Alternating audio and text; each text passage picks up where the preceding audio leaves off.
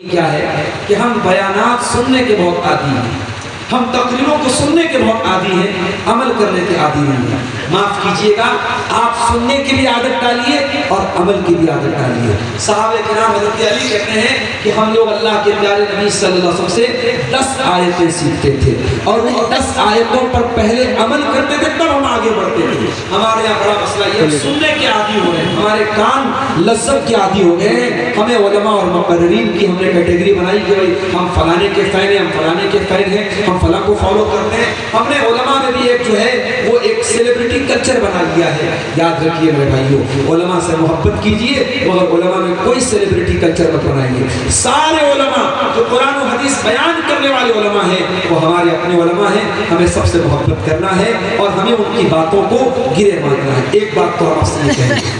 دوسری بات یہ کہ آج ہماری جو جماعت اہل حدیث ہے، جو ہم اپنے آپ کو قرآن و حدیث پر چلنے کا دعویٰ بھی کرتے ہیں اور ہمارا منہج بھی یہی ہے، میرے عزیزوں اس منہج پر ہمیں مرتے دم تک قائم رہنا ہے۔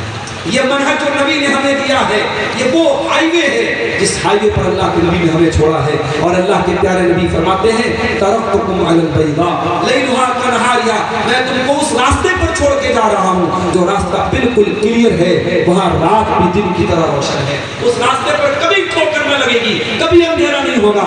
میرے بھائیوں، زندگی کا کوئی موڑ ایسا نہیں ہے، چاہے شادی بیاہ کا معاملہ ہو، چاہے لین دین کا معاملہ ہو، چاہے کاروبار کا معاملہ ہو، زندگی کا کوئی موڑ ایسا نہیں ہے جہاں شریعت آپ کی رہنمائی نہ کرتی ہو۔ اگر اس منہج پر آپ چلتے ہیں تو آپ کا لین دین بھی قرآن و حدیث والا ہونا چاہیے، آپ کا کاروبار بھی قرآن و حدیث والا ہونا چاہیے۔ آج افسوس ہوتا ہے ہمارے پاس بھائی اپنے بارے میں کہتے ہیں قرآن و حدیث پر چلنے والے ہیں مگر ان کا چہرہ قرآن و حدیث والا نہیں ہے۔ ہماری بہت ساری بہنیں اپنے آپ کو قرآن و حدیث پر چلنے والا اور اس فیملی سے بلونگ کرتی ہیں لیکن ان کا پردہ اور ان کی شرم و حیا وہ مسلمان عورت والی نہیں ہے۔ معاف کیجئے، آپ کا رہن سہن، آپ کے گھر کا کلچر، آپ کے گھر کے معاملات یہ ڈیسائیڈ کریں گے کہ آپ اس منہج کو فالو کرتے ہیں نہیں کرتے ہیں۔ صرف نماز میں چند چیزوں کو اپنا لینا، جیسا ہم سینے پر ہاتھ باندھتے ہیں، ہم رفع الیدین کرتے ہیں، ہم 8 رکعت تراویح پڑھتے ہیں، انہی چند چیزوں کو اہل حدیثیت کا نام دے دینا یہ مناسب نہیں ہے۔ اہل حدیث اس دعوت کا نام ہے، اس منہج کا نام ہے جو منہج جناب محمد رسول اللہ صلی اللہ علیہ وسلم نے ہمیں دیا ہے۔ اور تیسری چیز، بڑی اہم چیز میرے بھائیوں جو مجھے نظر آتی ہے کہ آج ہمارے یہاں آپس میں بڑے اختلافات ہیں، مسلکی اختلافات بھی ہیں، علاقائی اختلافات بھی ہیں، ذات برادری کے اختلافات بھی ہیں۔ ان سارے اختلافات سے اوپر اٹھنے کی ضرورت ہے۔ آپ کا علاقہ کیا ہے، آپ کی ذات پات کیا ہے، آپ کے باپ دادا کون سے نسل سے تعلق رکھتے تھے، اللہ تعالیٰ کے یہ میٹر نہیں کرتا ہے۔ اللہ کا کیا میٹر کرتا ہے؟ یا ایھا الناس انا خلقناکم من ذکر و انثی وجعلناکم شعوبا وقبائل لتعارفوا ان اکرمکم عند اللہ اتقاکم۔ اللہ تعالیٰ کہتا ہے اے انسانوں تم ایک ماں باپ کی اولاد ہو، ایک ماں باپ کی اولاد ہو، تمہارے قبیلے الگ ہیں، تمہارے خاندان الگ ہیں، یہ پہچان کا ذریعہ تو ہے، یہ فخر کا ذریعہ نہیں ہے۔ اپنی برادری پر، اپنے خاندان پر کبھی فخر نہ کرنا۔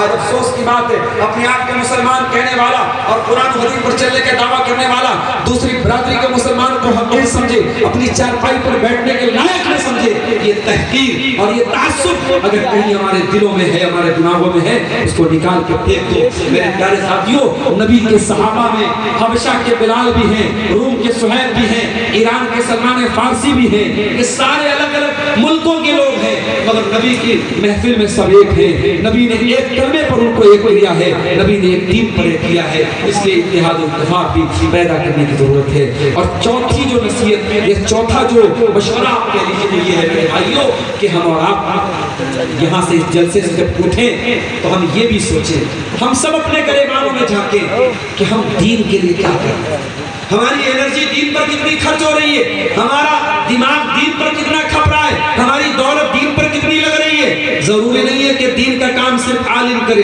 ضروری نہیں کہ دین کا کام صرف تقریر کرنے والا کرے۔ دین کا کام پیسے والا اپنے پیسے کے ذریعے کر سکتا ہے، دین کا کام اسٹیٹس والا اپنے اسٹیٹس کے ذریعے کر سکتا ہے، دین کا کام ایک نوجوان اپنے قوت بازو سے کر سکتا ہے۔